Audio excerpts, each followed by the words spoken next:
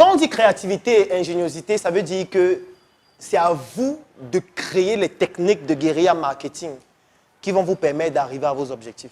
En fait, la guérilla marketing, ça veut dire quoi? C'est un type de marketing où on ne demande pas aux clients ou aux prospects. On agit directement, on le met devant les faits accomplis. Et on le contraint à payer. Alors, je vais vous prendre quelques exemples. Premier exemple avec la photographie. J'en ai même fait une chronique. Pour ceux qui suivent mes chroniques, ils ont déjà certainement eu à suivre cette histoire. En fait, j'ai un cousin qui, dans les années 2012, on a décidé de mettre sur pied une stratégie sur laquelle c'était le fait de trouver un segment de marché dans la photographie. Parce qu'il y a des gens qui font les photos dans les mariages, dans les événements, etc. Le segment qu'on a trouvé, c'est la mort. Vous savez que la mort, c'est une opportunité d'affaires. D'accord, ça me rassure. Alors, parce que les gens meurent de plus en plus et c'est bien.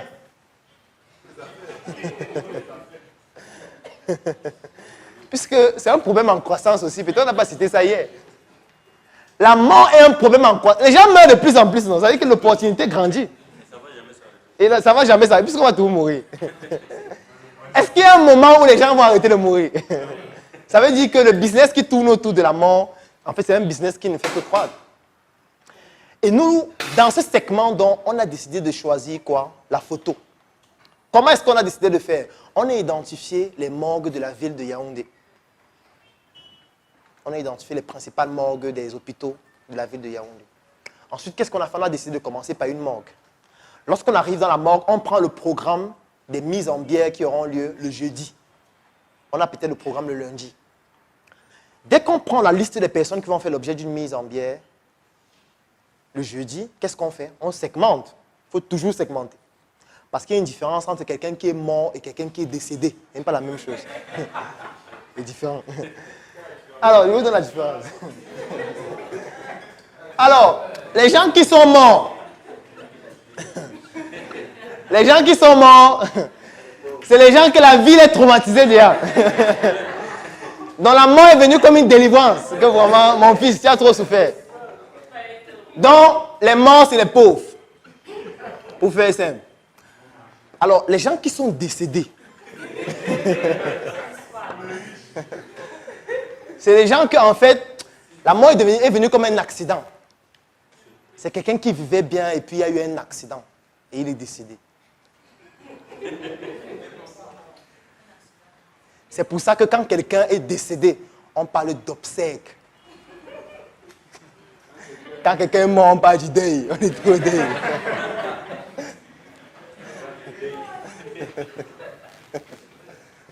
Non, ici c'est les obsèques. Ici c'est le deuil. Alors qu'est-ce que nous on fait? Nous on enlève tous ceux qui sont morts de notre base de données. On conserve seulement ceux qui sont décédés. Alors, comme pour dire que dans ceux qui vont faire l'objet d'une mise en bière, on sélectionne ceux qui ont un statut social et économique plutôt élevé. Alors, qu'est-ce qu'on fait? Quand on arrive dans le jeudi, on arrive avec le matériel. On arrive à la mise en bière, on commence à filmer. On filme la famille, on filme le corps, on accompagne la famille jusqu'à domicile. Pendant toute la veillée, on filme le corps, on suit la famille jusqu'au village. On filme toutes les obsèques, toute la cérémonie des obsèques. On interviewe certains membres marquants de la famille.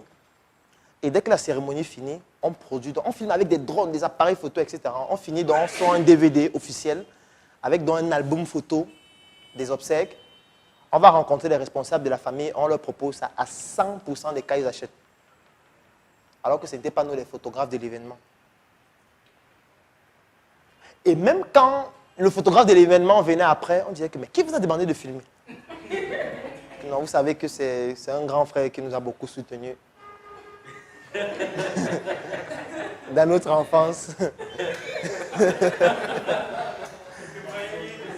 Et pour nous, c'était une sorte de cadeau qu'on pouvait lui offrir. La seule chose qu'on pouvait lui offrir.